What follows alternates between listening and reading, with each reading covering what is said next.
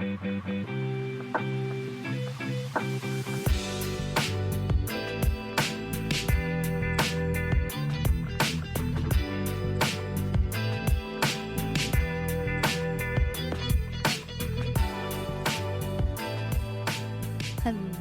friends, and welcome to Led to Gold, the podcast devoted to discussing all things growth and wellness. It's episode 30. I am absolutely shook by that number, but I'm so happy to be here, and I truly am just, I can't believe we've gotten to this point already. Episode 30. That's wild. Thanks for being here. Thanks for coming back if this is not your first time listening. And just for my sake, and maybe your sake as well, at the beginning, I'm going to get all of my little spiel things out. If you enjoy the show, if you've listened before and you haven't already, it would be amazing if you could take a second to rate the show wherever you're listening, or, listen in, see if you like it, give it a rating. Even more helpful would be to share this episode or any episodes that you have loved in the past with a friend. I would just be so happy to know that this is getting shared with other people. That's ultimately the goal, just to find the community and reach out to you all. Other things you might want to know, if you're looking for a way aside from that to support the show, I have merch on TeePublic, and the link for that is in the show notes. I haven't been very good about advertising this yet. Maybe some of that has to do with the fact that this is a part of Led to Gold, still kind of in its baby stages. And there are going to be some new designs coming really, really soon. If you have been keeping up with my Instagram, my social medias, whatever, you may have noticed that I just did a little bit of a rebrand. So we got a new logo, the website got updated. There's lots of really nice, exciting change happening here at Led to Gold, and I'm really proud of it. This is a one-woman show as of right now, so a lot of this has taken me some time, and, if you want to find a way to support, TeePublic will do that. There's tons of other stuff to check out. I also have a blog. All of my links for all of the things are in the show notes below. So if you want to check that out, maybe subscribe, get in on the newsletter, get on the exclusive playlist that I release every month. Tons of stuff out there to support. So thank you for doing so if you choose to.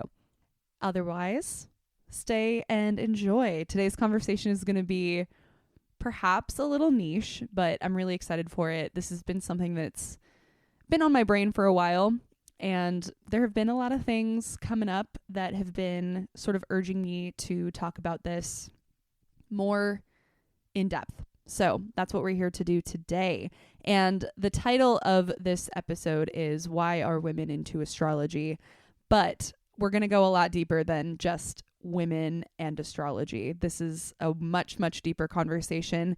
It's also not necessarily a factual conversation, if you will. I'll get into all of that, but more so a theory. So I just want to go into today's episode with the mindset of, this is not me speaking from any certified, specialized, credentialed point of view. I am not an astrologer. I just enjoy it to a degree, and I have some thoughts. So that's what we're coming into with this episode. I also really want to get us started on this conversation just by introducing why we're talking about this. And the bottom line is that I've seen a lot of kind of nastiness online toward people who do practice and talk about astrology in their social spaces. It's something that they enjoy. Namely, I would probably say 90% of the time, 95% of the time, it's women who are outwardly practicing this and talking about this. So it's something that has come to my attention where there has just been a lot of pushback lately on the people who are practicing astrology and the people who are talking about it. And I know that there are a lot more important issues and a lot more systemic patriarchal problems at hand, but this is something that I do see a lot, and I do think it is somewhat telling for the larger story of the patriarchy and honestly just the relationship between women and the rest of the world. So a lot of this, I think, immediately stems from a defensiveness of whatever our beliefs may be, whether we're religious, whether we are atheist, we don't really ascribe to any belief system as far as something spiritual. It really doesn't matter. Whether we are, it seems that science and astrology seem to like battle each other out a lot, which makes sense when you get into the definitions of everything. We're going to talk about all that too. But I do think that all of this kind of defensiveness, this battling one another, tends to be another sign of how desperately so many of us cling to what we know. In other words, the status quo, which, little side note pitch, if you want to know more about that, the most recent blog post that I released will be in the show notes as well, talking a lot about the status quo, if you will. A post that I saw quite recently on Threads, I think, describes this really well. So I'm going to read you the original post. This is from a user that I follow called Feeling Loudly, and she is an astrologer. She posts a lot. And a lot of her content is very, very deep into astrology, like way beyond my knowledge and my understanding of how it all works. So I am not in any way suggesting that this girl is like 100% correct. I don't know, but I really liked this thread and I found the responses to it to be particularly interesting. So here's what she said. Y'all saying astrology is quote unquote baseless pseudoscience is not the intelligent take you think it is. I don't know a single grounded astrologer who calls astrology a science. It's a system of observation, a language, an ancient tradition. We know this. You're not dunking on our practice by calling it pseudoscience. You're showing us that you don't understand what it is or how it's used. Then there was a response from her to say, also, the way that you all worship science as the singular source of truth is in itself a form of faith and idolatry, given science is itself a fallible practice created by humans to explain the natural world. Now, I also am pro-science. I think you can absolutely have both. You can be pro-science and pro-astrology, pro-spirituality, pro-whatever. But I thought what was really telling was looking at some of the comments that she received after saying this. Many of them were thoughtful and genuine questions. Many of them she responded to, but a lot of them were more along the lines of something like this. The thing about pseudosciences is they're all fake and worthless. Hope this helps. Another one. I always say, if it makes you happy, just keep deluding yourself. Okay. Astrology is retarded and damaging to society because it's not real and should be banned. Better? Crying laughing emoji. Grow up, dude, honestly. I mean, if you do it for fun or the aesthetic, then fine, but you can't seriously believe this stuff, and if you do, then you can't blame others for not taking you seriously. I just call it Stone Age bullshit. A primitive belief system for borderline apes who narcissistically believe the universe somehow revolves around them and this insignificant planet in an unremarkable galaxy. No need to dunk, just dismiss, like you would any other religious quack. Last one I'll read. And this one, I think, perfectly encapsulates the point that I'm going to be trying to make in this episode. Here we go. You're showing yourself to be a silly little girl if you think it isn't pseudoscience. Astrology is generally considered a pseudoscience. While it has historical and cultural significance, the scientific method does not support its fundamental principles. Scientific evidence does not consistently validate the claims and predictions made by astrology.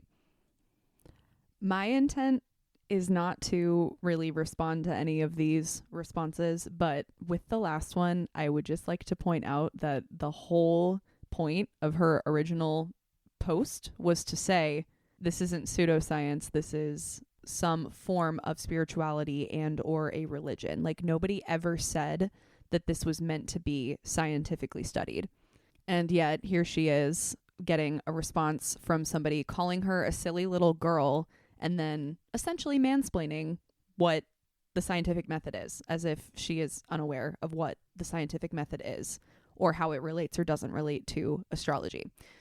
I think you get what I'm trying to showcase here with the aggressiveness that comes into response with something that people just don't understand, or maybe it's not their personal belief, therefore they feel the need to attack it. And I also think that this last one in particular, if not all of them, because they all use some amount of aggressive or insulting language, but it reproves the point that many of us have been becoming aware of for many years now, is that anything popular with women or girls is always ridiculed to some degree, or almost always. Anything that a stereotypical straight woman would enjoy is not something serious or not something that should be taken seriously.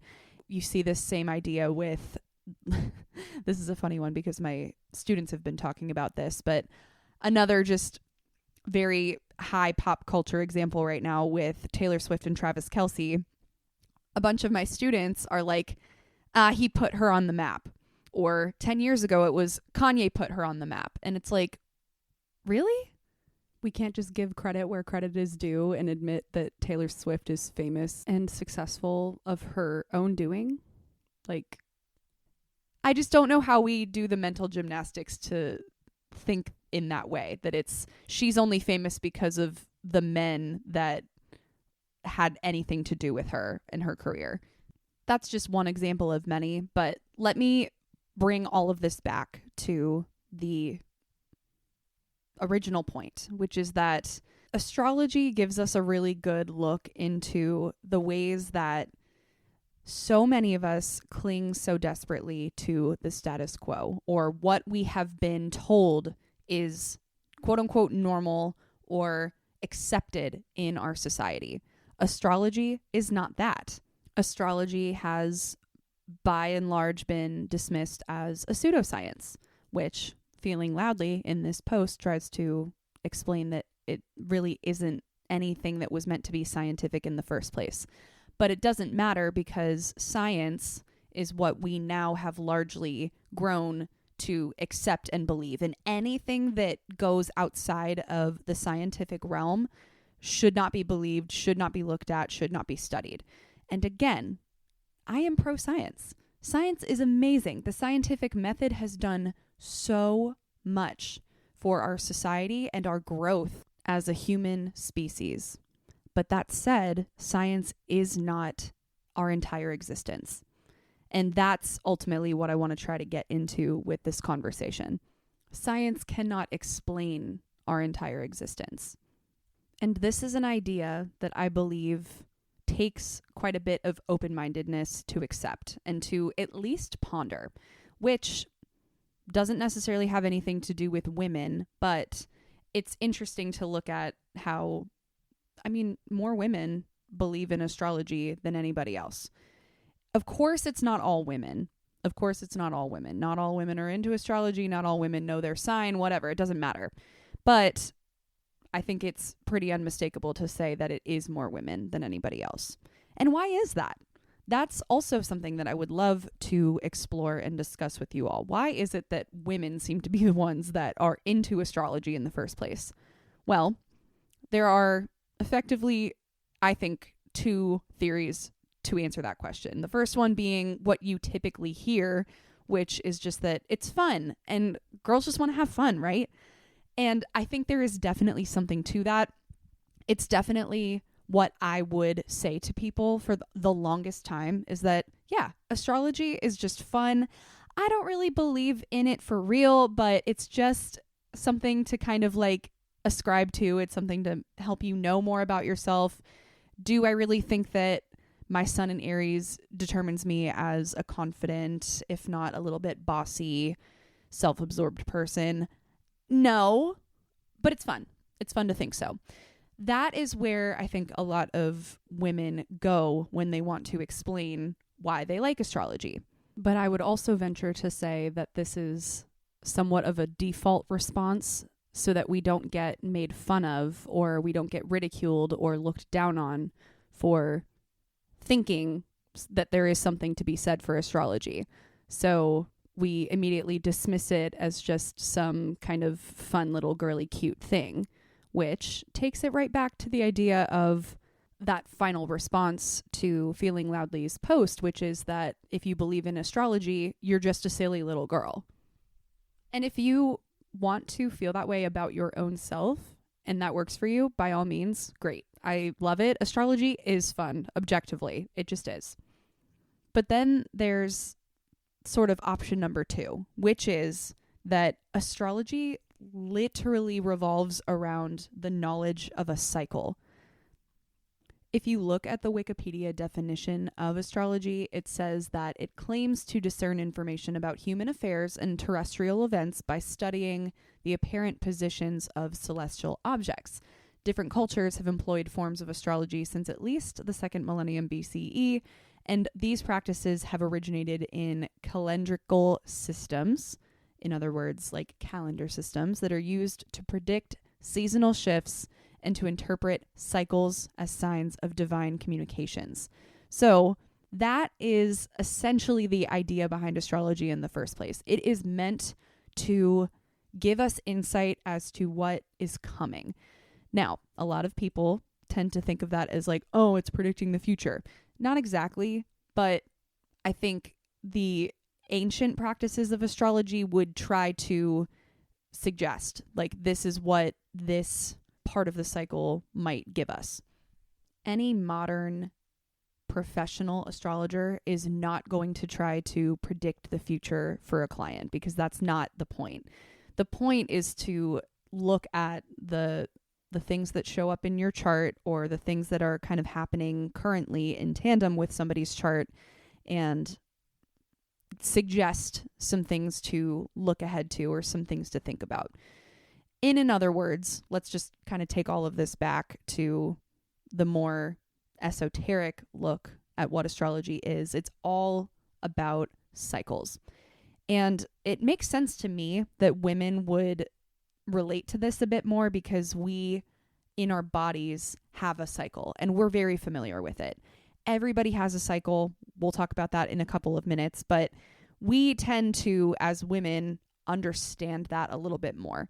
And there is something of an attachment to the cycles of the external within ourselves. We kind of relate to it. So it's interesting because we love anything that is cyclical, or anything that suggests different things to look forward to at different times, because that is our body. We love the notion of death and rebirth that we also experience within ourselves. And it's really interesting, I think, in that way, because what I have started to, in my own personal definition of why I like astrology, has shifted away from theory number 1, which is that, oh, it's fun. It's like, it's just a silly little thing.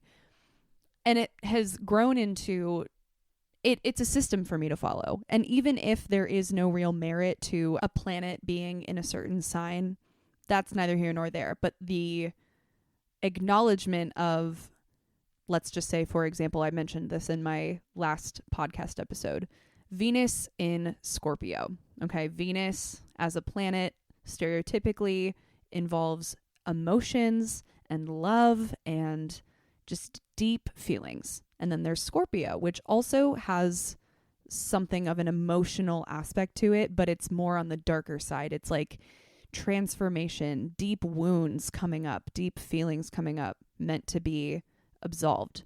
So when you put, Venus in Scorpio, you have this really potent time of exploring emotions. That's a super simple definition. But for me, that's a really nice reminder for me to be thinking about that thing at that time.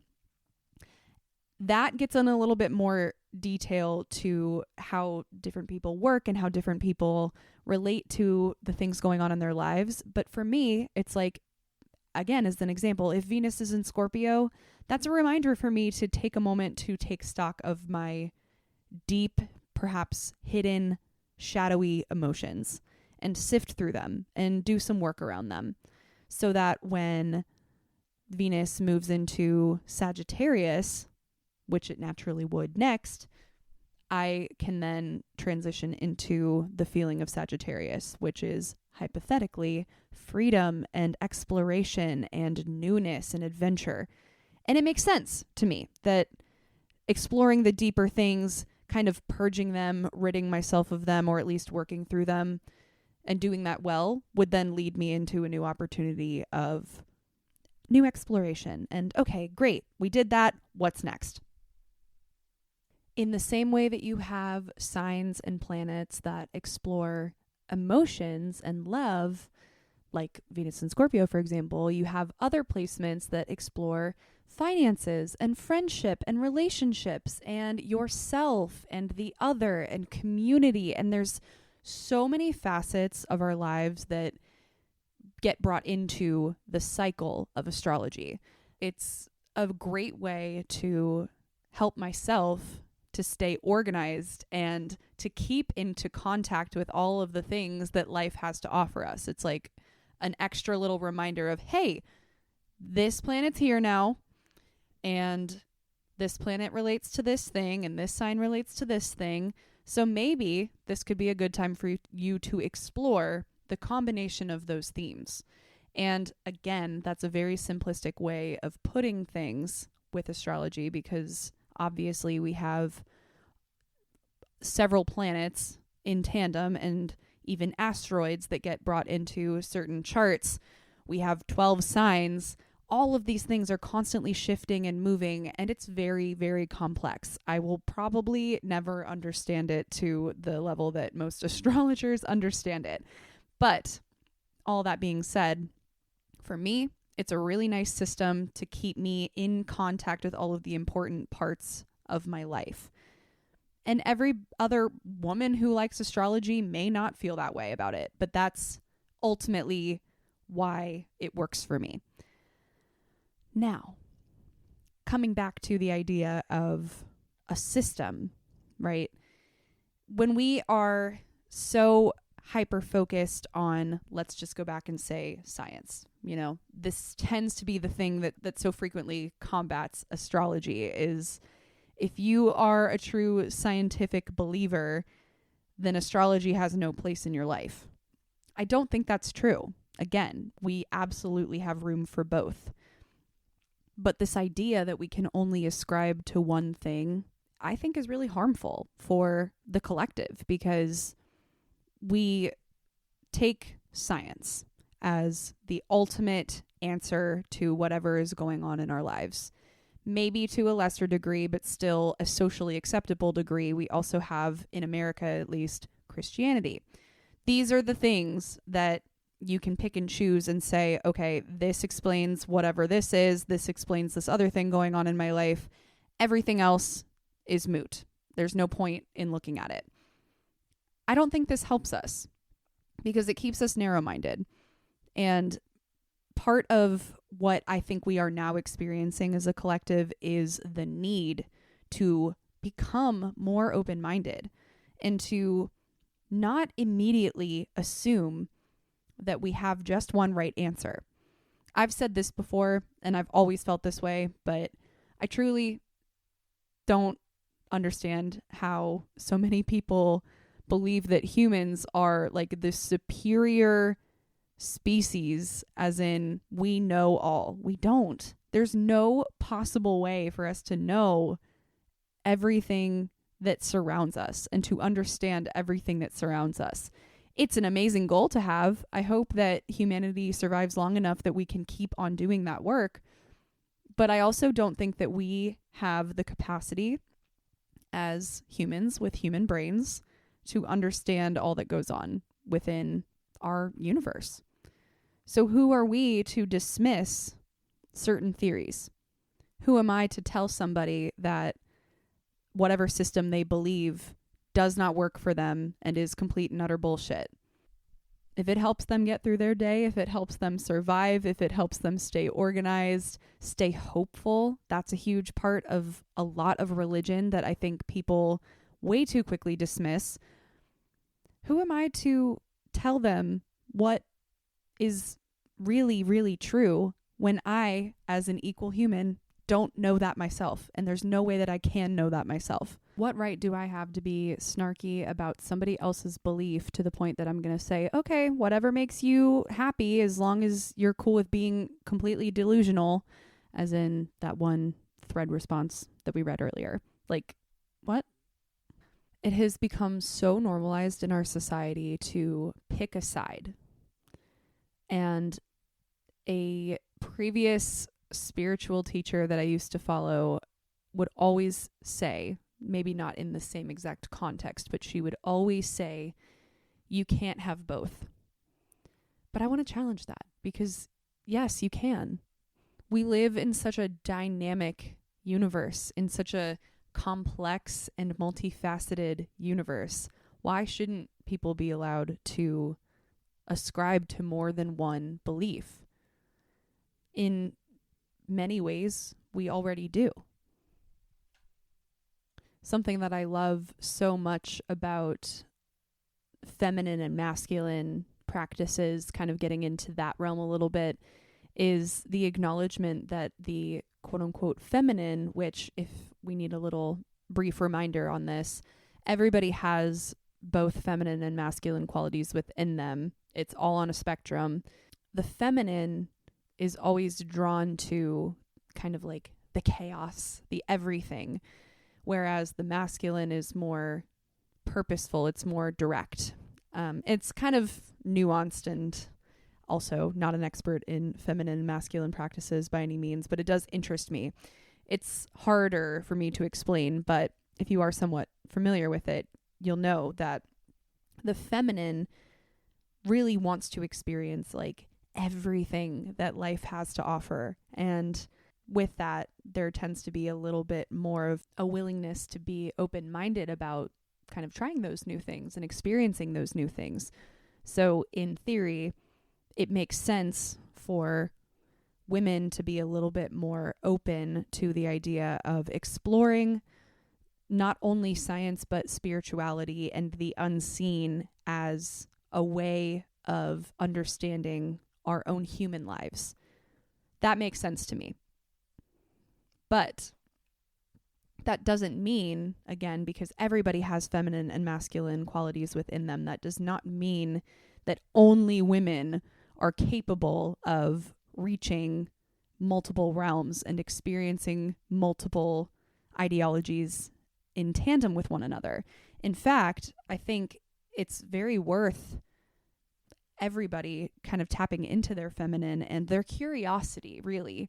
This doesn't even have to be a feminine and masculine conversation, but really just tapping into the curiosity of what else do we not understand? What else could we honestly never fully understand and comprehend about our existence in the universe's existence, for that matter?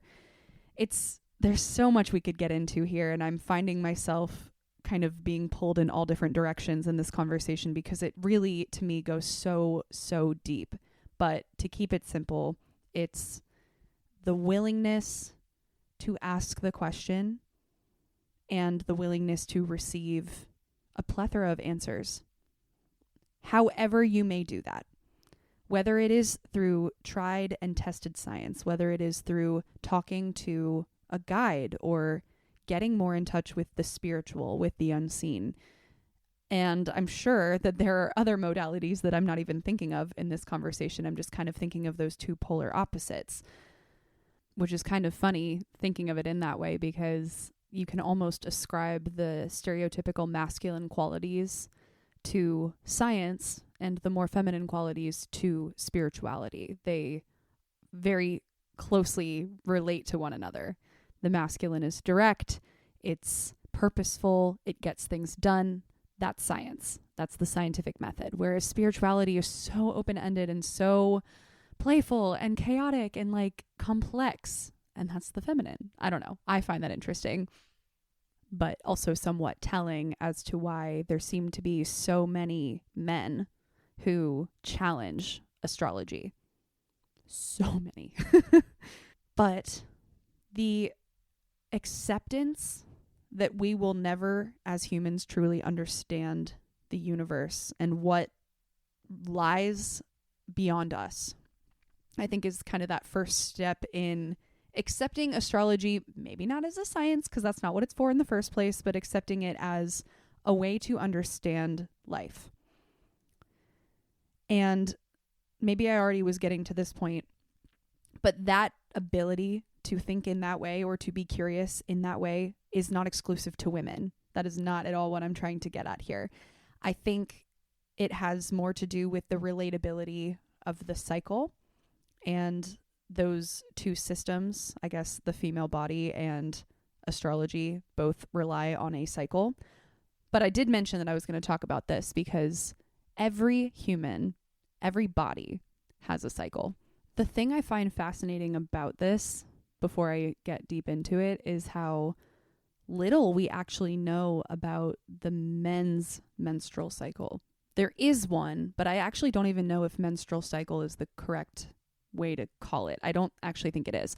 But according to pop science, men do go through hormonal cycles. That much is established. Their testosterone levels tend to peak first thing in the morning, perhaps like sort of in concert with circadian rhythm. For us, for women, it's almost like it follows the lunar cycle. If you think about it, it's a 28-day on average period. And the moon is 28 days. I'm not saying that necessarily has anything to do with the moon, but yet another reason why some women might feel more inclined to follow that as a system. Anyway, back to the men. Exercise can cause fleeting spikes, but otherwise the circadian rhythm gives us a pattern of the male hormonal cycle. It diminishes over the course of the day. What science has yet to show us is whether hormones dip and rise over weeks or months as women's do, which I find very interesting. A lot of researchers believe that male hormones do vary with seasons. This is also still from Pop Sci. But a 2003 study found that the testosterone levels of men in one Norwegian town bottomed out in summer and reached a high in late fall. A study of Danish men found similar seasonal variations on a slightly different schedule. If these rhythms are real, they might have to do with sun exposure, workouts, or even like winter weight gain. But studies done in San Diego and Boston failed to replicate those findings. So in a 2012 review, urologists at Baylor College of Medicine in Houston concluded that some evidence exists to support the notion of seasonal cycles, but more research is needed. And I just find that so fascinating. I really do. Like, for as much as the medical system does tend to neglect women's medical needs, this is something that shows us a little bit of the opposite. There's very little that we understand about men's hormones, which I think is telling. And again, this is just a theory, but I would like to believe that there is some sort of connection between the cyclical nature of the woman's body and the way that it also does, like I just mentioned, relate closely to a lunar cycle that has us a little bit more interested perhaps in the astrological cycle. It just follows a little bit more sensically than it might for a man and a man's body. I don't know. Just an idea, just a thought. I find it incredibly interesting and fascinating, and I would love to know if you all have any input on this. The bottom line that I want to get to, and I'm kind of circling back to something that I mentioned at the beginning of all of this, right? The aggressiveness that comes when we combat one another on our beliefs. This has really nothing to do with astrology at all. This is purely just a facet of the internet and of, I guess, humanity that I see more and more, and I really want us to reconsider. I want us to think about why we are so quick to dismiss other people's beliefs when we do not know truth as an individual. We don't. We have been told that science is the most effective and realistic form of trying to figure out the world. And I'm not saying that that's wrong, because the scientific method is amazing, as we've mentioned, as we've talked about. But again, there is so much that it kind of can't touch. And so much of that is going to remain a mystery. But does that mean that the mystery doesn't exist? It's just something to think about. So, all in all, the next time there is discourse anywhere in your life, I was going to say on the internet, but anywhere in your life where you are quick to be like, no, that's wrong. Question that. Is it really wrong? And how do you know? Or why might that person believe that thing?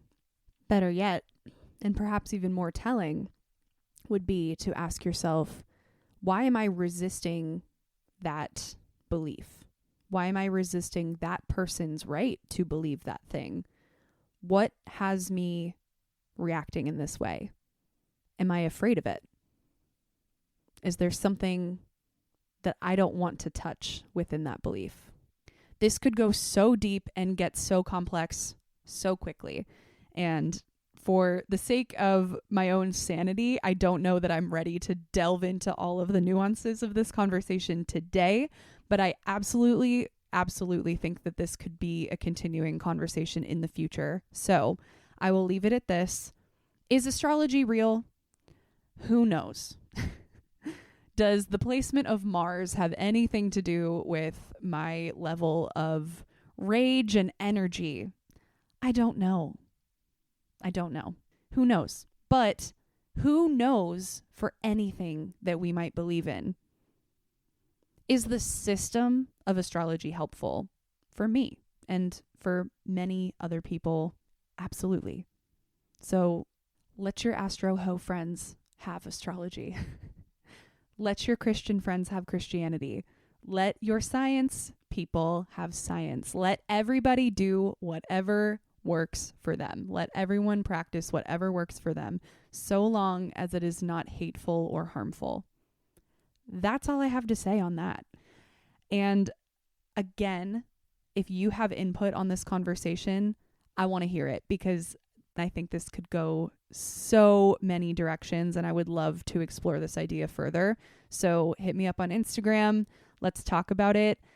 I would love to hear from you. And the last little thing that I'll say is, if you want a little bit more on the astrology side of things, my newest blog post is linked in the show notes. We're talking about Pluto moving into Aquarius in the past week, and this brings some big changes. Perhaps that's why I'm talking about this today a little bit. It's challenging the status quo, as I've mentioned. So thanks for sticking around. I don't know how lofty that might have ended up being for some of us, but we'll end today on a little bit more of a physical note, a little bit more of a real and tangible note with a game of We're Not Really Strangers. And as per usual, I'm always picking a card from the healing expansion pack of this game, and encourage you, if you'd like to journal along to this question, I'm going to answer it and we'll discuss. So here comes our healing question of the day. Okay, here's the question. We got an inner child question for today. What hurt your younger self that you never fully healed from? And what would you say to your younger self today? I have a good story for this, actually. I'm excited to share this with you all. So I recently had a call with my friend Nadia Last. You may have listened to our episode a couple months ago. We talked about human design and life purpose and all sorts of things. And we're going to meet in person really, really soon. And I'm so freaking excited to not only meet her, but also to talk to you all about that. I just can't wait. But anyway, one of the things that we were talking about recently was some reoccurring dreams that I've been having. And one of them, this is very common, but one of them that I've been experiencing is a dream in which I am doing my job currently. Like, I'm teaching, I'm in school, I'm doing my thing, but I also haven't finished college yet, because there's one or two classes that either I keep failing or I'm not showing up for. So it's really interesting. It's like because I'm teaching, I can't go to these classes, and that keeps inhibiting me from fully graduating. So it's like this constant feeling of I'm not completely done with school yet. I haven't completely graduated and finished. And the other interesting thing about this dream is, normally, even with other reoccurring dreams, I can kind of just wake up and be like, okay, that was just a dream, whatever. But the emotions that are kind of caught up in this stick with me throughout the day to the point where I just feel like there is some unfinished business going on somewhere.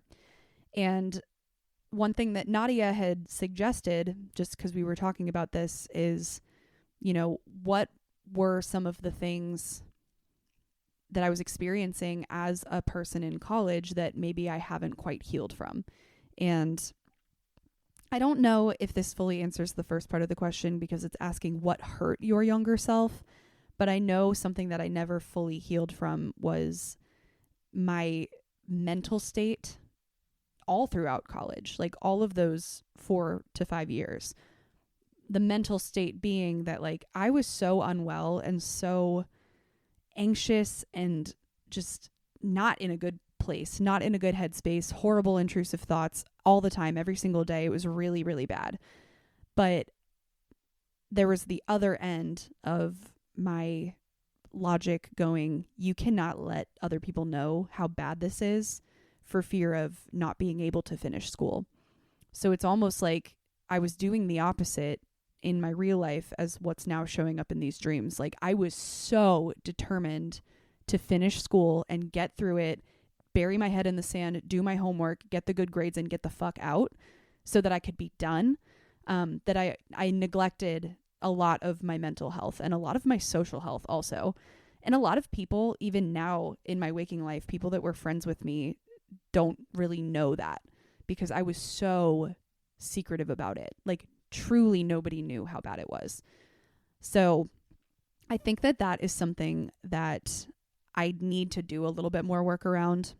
And the second part of this question asks, what would you say to your younger self today?